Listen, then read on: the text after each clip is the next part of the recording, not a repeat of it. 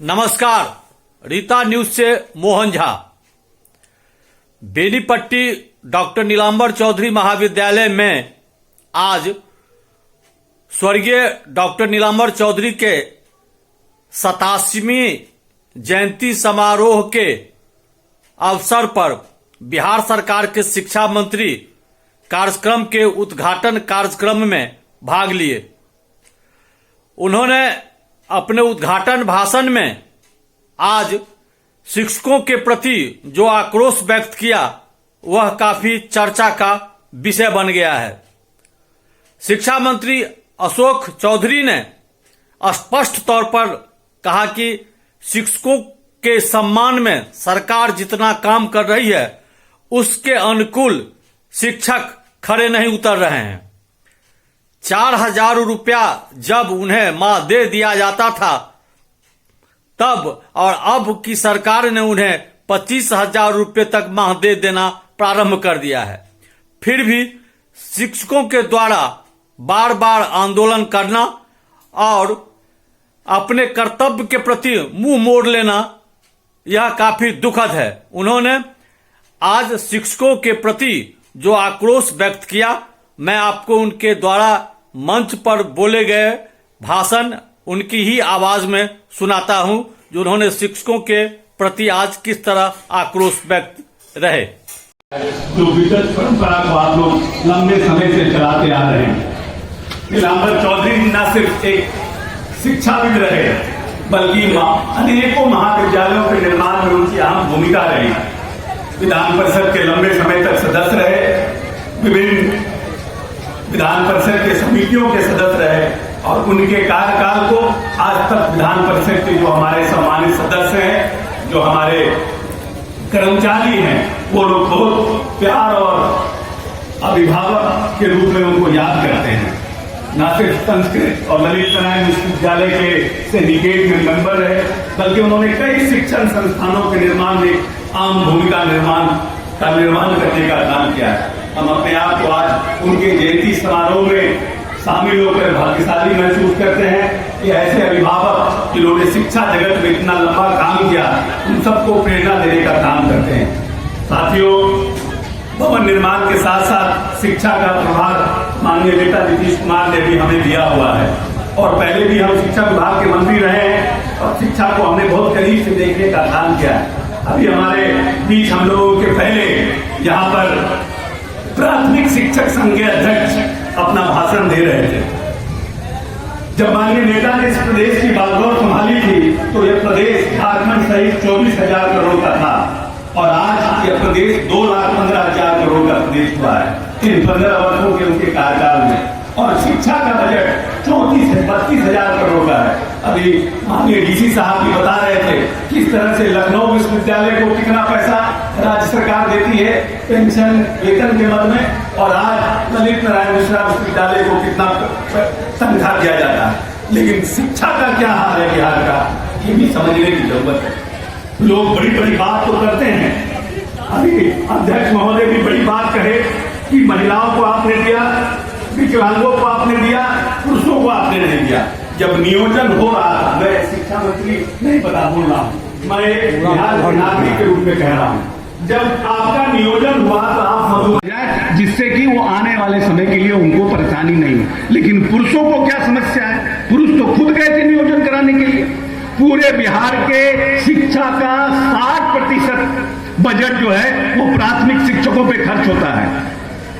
60% budget प्राथमिक शिक्षकों पे खर्च होता है। मतलब प्राथमिक शिक्षक नहीं, प्राथमिक जो हमारी शिक्षा व्यवस्था है उस पर खर्च होता है और उसका 90% सैलरी पर खर्च होता है। लेकिन प्राथमिक जो विद्यालय हमारे हैं, माइक ठीक करो भाई, तो हमारे प्राथमिक विद्यालय हैं उनकी क्या स्थिति है?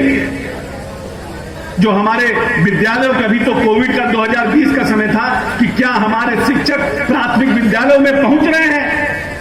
क्या हमारे यहाँ प्राथमिक विद्यालयों में जिस तरह की पढ़ाई की अपेक्षा माननीय नेता नीतीश कुमार ने आप लोगों से किया था, इतना बड़ा तनख्वाह शिक्षा का करके आप उस शिक्षा व्यवस्था को शिथिल करने में अपनी भूमिका का निर्वहन कर रहे हैं? आप आप चाहिए, आप सरकार से सब चीज लीजिए, स्थानांतरण लीजिए, पैसा बढ़ाइए, सब कुछ लीजिए, पेंशन लीजिए, लेकिन शिक्षा में जिस काम के लिए आप आए हैं वो काम तो करिए।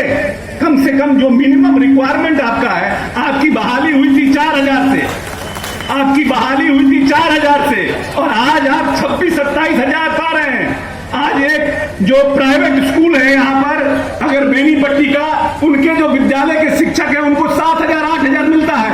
उनकी पढ़ाई देखिए कि वो कैसी पढ़ाई कराते हैं, और आपको 26-27 हजार मिल रहा है, लेकिन आप पढ़ाना नहीं चाहते हैं। कैसे हमारी शिक्षा व्यवस्था सुधरेगी? जब हमारा प्राथमिक जन्मना जाएगा तो हम कैसे आने वाले जो उच्चतर शिक्षा है, जो हम माध्यमिक विद्यालय है, हाई स्कूल है, जो हमारे कॉलेज हैं, वहां कैसे विद्यार्थी हम भेजेंगे? पहले हमारे यहाँ 1,15,00,000 के आसपास बच्चे हुआ करते थे हमारे विद्यालयों में, घट के आ गया 80,000 के आसपास, 80,90,000 के आसपास। क्यों विद्यालय में हमारे विद्यार्थी घट रहे हैं? इसकी भी तो चिंता होनी चाहिए। हम मानते हैं कि आपको भी सब कुछ मिलना चाहिए, आपको भी सुविधा सरकार को देना चाहिए, आपको भी व्यवस्था अच्छी होनी चाहिए, लेकिन एक तरफा प्यार कैसे चलेगा? एक तरफा प्यार सिर्फ सरकार से चाहिएगा कि सरकार सिर्फ आपको प्यार करे, और आप सरकार को जो हमारे बच्चे हैं, गरीब के बच्चे हैं, उनको पढ़ाने में, उनकी क्वालिटी एजुकेशन को बढ़ाने में आपकी कोई भूमिका नहीं रहेगी, तो एक तरफा प्यार कितना दिन चलेगा? इन सब चीजों को भी देखने की जरूरत है। जहां तक हायर एजुकेशन पर वीसी साहब अपनी बात को रख रहे थे कि शिक्षा की जो स्थिति हमारे यहाँ है बहुत अच्छी नहीं है, हम प्रयास करने के बावजूद भी माध्यमिक विद्यालय को, प्राथमिक विद्यालय को, हायर एजुकेशन को उतना फीडर नहीं कर पा रहे हैं। इसका कारण है कि जिसके पहले की जो सरकारें थी, समय पर जो प्रोफेसर यहाँ बैठे होंगे, प्रोफेसर को कभी 6 महीना, 8 महीना, 9 महीना के पहले तनख्वाह नहीं मिलता था, लेकिन नीतीश कुमार ने आने के बाद हर एक प्रोफेसर को महीने महीने पैसा देने का व्यवस्था करने का काम किया। लेकिन उसके बाद आप रिटर्न में क्या दे रहे हैं? आप रिटर्न में क्या दे रहे हैं? रिटर्न में कहते हैं आप हायर एजुकेशन कि बच्चे नहीं आते हैं, अब बच्चे बोलते हैं प्रोफेसर नहीं आते हैं। इसी में पूरा हायर एजुकेशन चौपट पड़ा हुआ। इसलिए हम वाइस चांसलर साहब को कहेंगे कि आप अटेंडेंस की फिक्स करिए कि जो बच्चे नहीं आते हैं उनको आप आगे पढ़ाने के लिए, आगे जो आपका प्रमोशन होता है कॉलेज में, एग्जामिनेशन में रोक लगाइए जब तक स्ट्रिक्ट नहीं होइएगा। कोरोना आया, अब प्रदेश शिक्षा को एंटीबायोटिक की जरूरत है। प्यार मोहब्बत से शिक्षा व्यवस्था सुधरने वाला नहीं है, इसको चाहिए। अभी कोरोना का जब समय आया, लोगों को स्टेरॉइड लेना पड़ा कोरोना से ठीक होने के लिए, इसीलिए शिक्षा व्यवस्था को ठीक करने के लिए अब एंटीबायोटिक की जरूरत है। प्यार मोहब्बत से शिक्षा व्यवस्था नहीं सुधर सकता है। जब तक पढ़ाई नहीं होगी तब तक ये शिक्षा व्यवस्था बिहार का सुधर नहीं सकता है। और मेरी विरासत क्या है? मेरी विरासत है कि हमारे यहाँ नालंदा और विक्रमशिला जैसे विश्वविद्यालय हुआ करते थे, जहाँ देश के दूसरे देश से लोग हमारे यहाँ पढ़ने आते थे। हमारी बौद्धिक क्षमता जिसकी कोई कल्पना नहीं है, पूरे हिंदुस्तान का IAS, IPS का और इंजीनियरिंग का रिजल्ट उठाकर देख लीजिए, 70%, 50% बिहारी लोग रहते हैं उसमें। तो हमारा DNA पढ़ने पढ़ाने का है, हमारे बच्चे पढ़ना चाहते हैं, लेकिन लोग पढ़ाने के बदले शिक्षा विभाग, शिक्षकों की रहनुमाई का विभाग हो गया है। यहाँ शिक्षा देने की कोई व्यवस्था कम हो गई है कि शिक्षा पर कब बहस हो, कैसे शिक्षा हो। और जो समाज के लोग भी हैं, रोड बनाना चाहते हैं, बिजली चाहते हैं, अस्पताल चाहते हैं, लेकिन उनके स्कूल में शिक्षक क्या पढ़ा रहे हैं इसकी कोई चिंता नहीं करता है, इसकी कोई सुधि नहीं लेता है। आप ही के गांव के शिक्षक हैं, आप ही के गांव में विद्यालय में पढ़ाते हैं, लेकिन उसकी सुधि कोई नहीं लेता है कि शिक्षक क्या पढ़ा रहा है, उसकी चिंता नहीं करता है। रोड के लिए चिंता करता है, बिजली के लिए चिंता करता है, अस्पताल के लिए चिंता करता है, स्कूल में पढ़ाई क्या हो रही है इसकी चिंता नहीं करता।